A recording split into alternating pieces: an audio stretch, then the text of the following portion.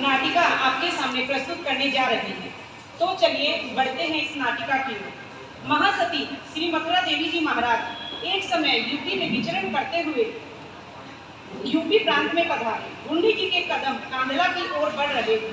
विहार करते समय शाम का समय निकट आ गया था और दोनों छोटी साधियां थकी हुई सी प्रतीत हो रही थी।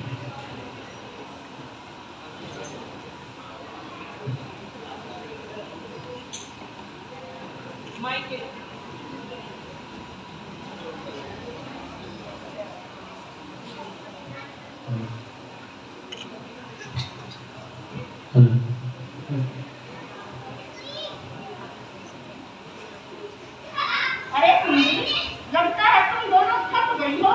नहीं मुझे अब तो कोई बात नहीं है। तो ठीक है, ऐसा करते हैं, आज रात्रि मेरे पास में गाँव में रुक जाते हैं।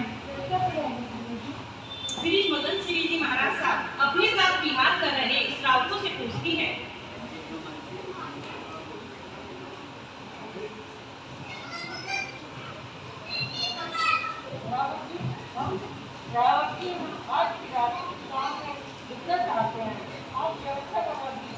जी गुंडी जी, हम आपके रात्रि प्रवास की व्यवस्था करा देते हैं। श्रावकों ने पास के गांव में ही रहने वाले व्यक्ति से पूछा।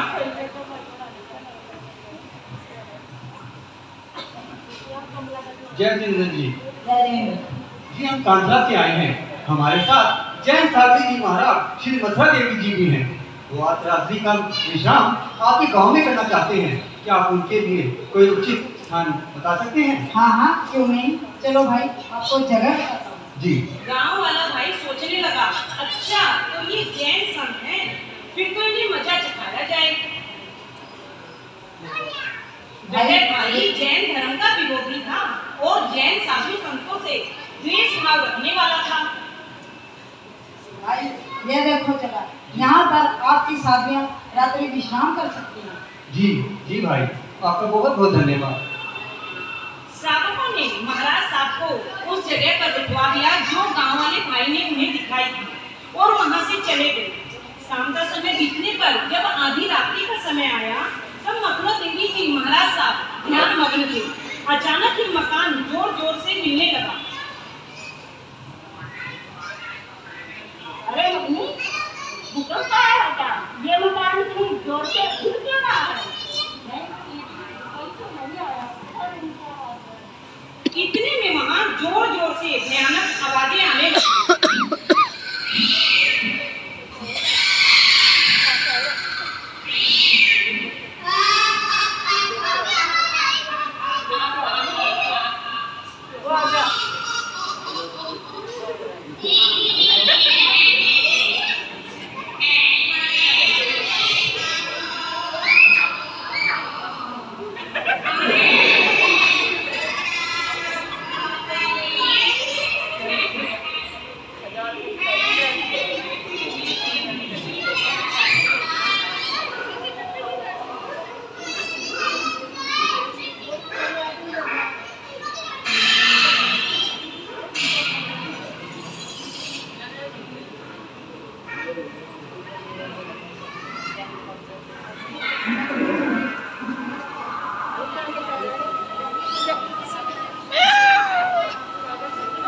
कभी गिर ना जाए भैया।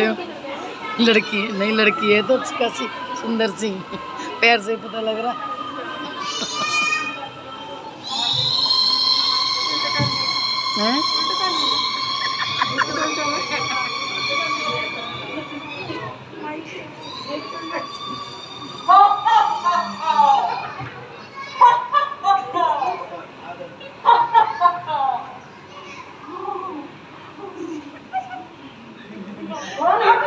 क्या करते हो?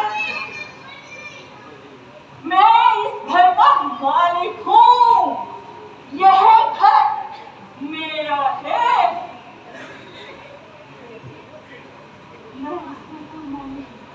समझ रहे हो? यह घर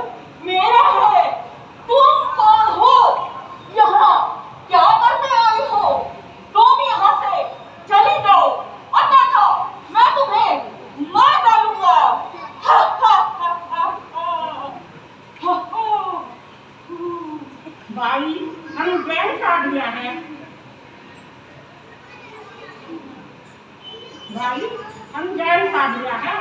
हम रात को बाहर नहीं जाते, इसलिए सुबह होते ही यहाँ से चले जाएंगे। नहीं, तुम्हें अभी जाना होगा, नहीं तो मैं तुम्हें जिंदा नहीं छोड़ूंगा। भाई समझने का प्रयास करो। हम जैन साधुया रात के समय बाहर नहीं जाते, सुबह होते ही आपका स्थान छोड़ देंगे। मुझे लगता है तुम ऐसे नहीं मानोगी। ठहरो, मैं तुम्हें अभी बताता हूँ। मगनी, लगता है मुझे ही कुछ करना होगा।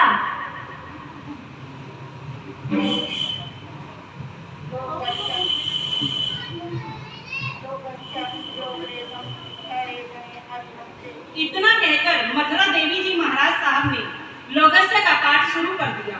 जाप शुरू होते ही भयंकर देव के शरीर में भयंकर अग्नि लगने लगी। मुझे क्या हो रहा है? मेरा शरीर जल रहा है, परंतु कैसे?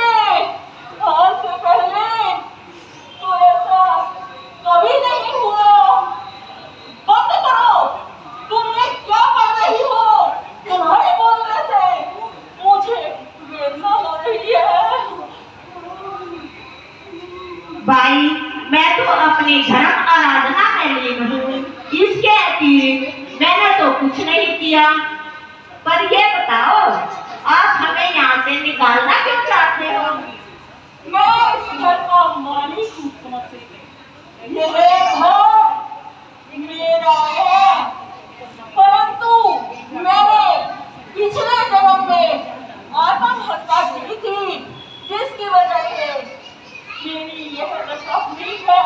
अब मैं अपने इस घर में किसी को भी रुकने नहीं देता हूँ। जो भी इस घर में आता है, मैं उसे मार डालता हूँ। परंतु यह बात तो पूरे गांव वालों को मालूम है।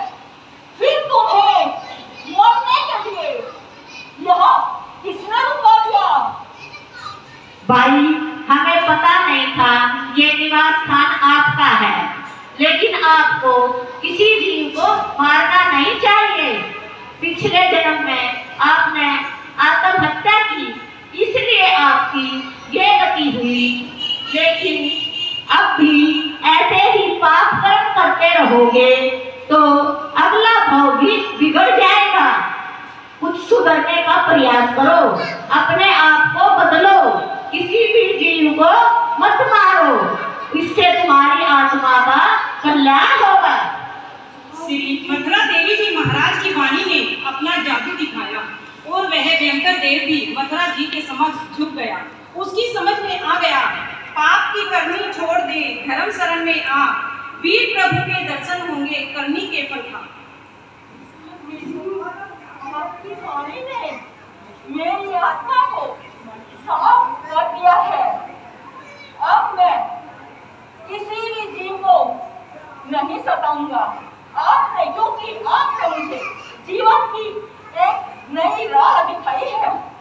अब मैं किसी को कोई कष्ट नहीं दूंगा, आपको भी कोई कष्ट नहीं दूंगा। आप मुझे क्षमा करें। भाई मैं तो आपको क्षमा करती हूँ, लेकिन एक वरण और लो।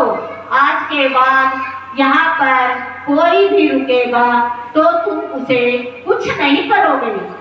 ठीक है साहबी जी, मैं आज ही से प्राण लेता हूँ। कोई भी यहाँ आकर रुकेगा, मैं उसे नहीं मारूंगा, मैं उसे कुछ नहीं कहूंगा, किसी की हिंसा नहीं करूंगा, आपको भी कोई कष्ट नहीं दूंगा। आप मुझे क्षमा करें। इतना कहकर भयंकर देव वहां से लोप हो गया। सुबह होने पर जब मकान का दरवाजा खुला, सब साधुयां जीवित थी। जिसने श्री मथुरा देवी जी महाराज को उस घर में रुकवाया था, वह गांव वाला सभी को जीवित देखकर हैरान रह जाता है। अरे ये क्या? ये तो सभी के सभी जिंदा हैं। इनका तो बाल विवाह का नहीं हुआ। ये तो बहुत पहुंचे साध्वियाँ लगती है। लगता है मुझे जाकर इनसे क्षमा मांग लेनी चाहिए।